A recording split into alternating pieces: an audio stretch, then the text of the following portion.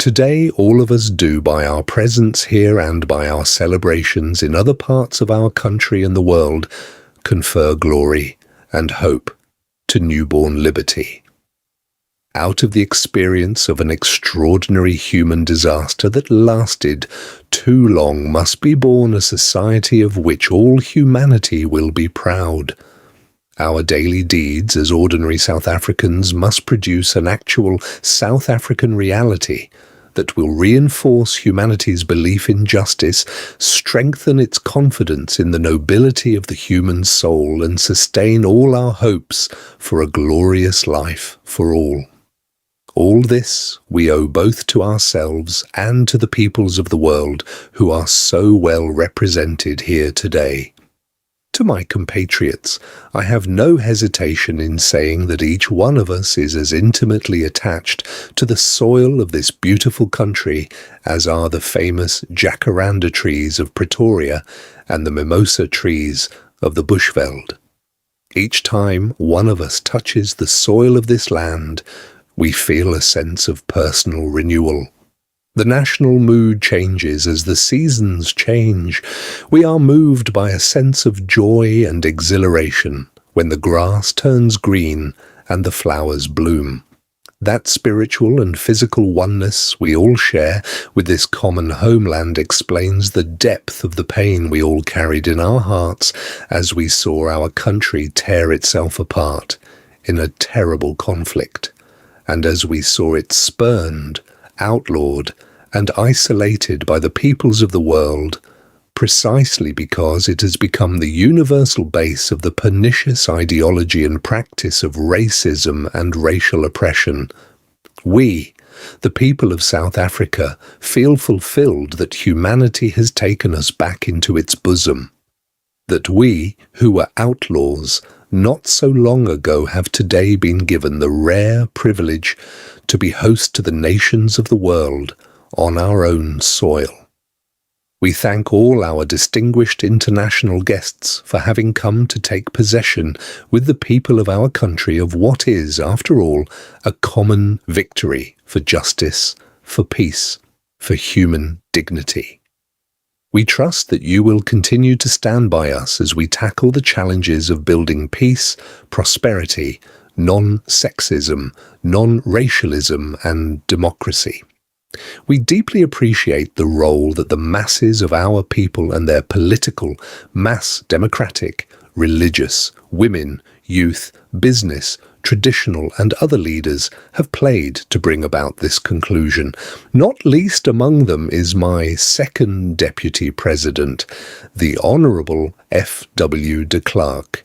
We would also like to pay tribute to our security forces in all their ranks for the distinguished role they have played in securing our first democratic elections and the transition to democracy from bloodthirsty forces which still refuse to see the light. The time for the healing of the wounds has come. The moment to bridge the chasms that divide us has come. The time to build is upon us. We have at last achieved our political emancipation. We pledge ourselves to liberate all our people from the continuing bondage of poverty, deprivation, suffering, gender, and other discrimination. We succeeded to take our last steps to freedom in conditions of relative peace. We commit ourselves to the construction of a complete, just, and lasting peace. We have triumphed in the effort to implant hope in the breasts of the millions of our people. We enter into a covenant that we shall build the society in which all South Africans, both black and white, will be able to walk tall without any fear in their hearts, assured of their inalienable right to human dignity, a rainbow nation at peace with itself and the world. As a token of its commitment to the renewal of our country, the new interim government of national unity will, as a matter of urgency, address the issue of amnesty for various categories of our people who are currently serving terms of imprisonment. We dedicate this day to all the heroes and heroines in this country and the rest of the world who sacrificed in many ways and surrendered their lives so that we could be free. Their dreams have become reality. Freedom is their reward.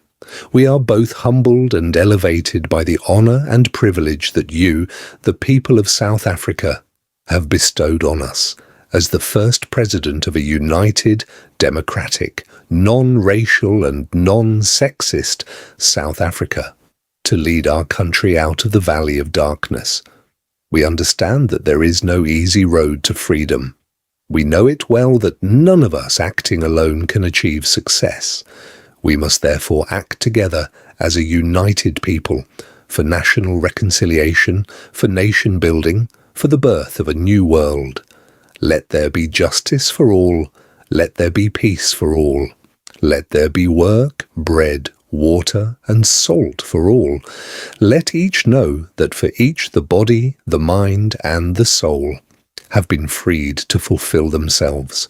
Never, never, and never again shall it be that this beautiful land will again experience the oppression of one by another and suffer the indignity of being the skunk of the world. Let freedom reign. The sun shall never set on so glorious a human achievement. God bless Africa. Thank you.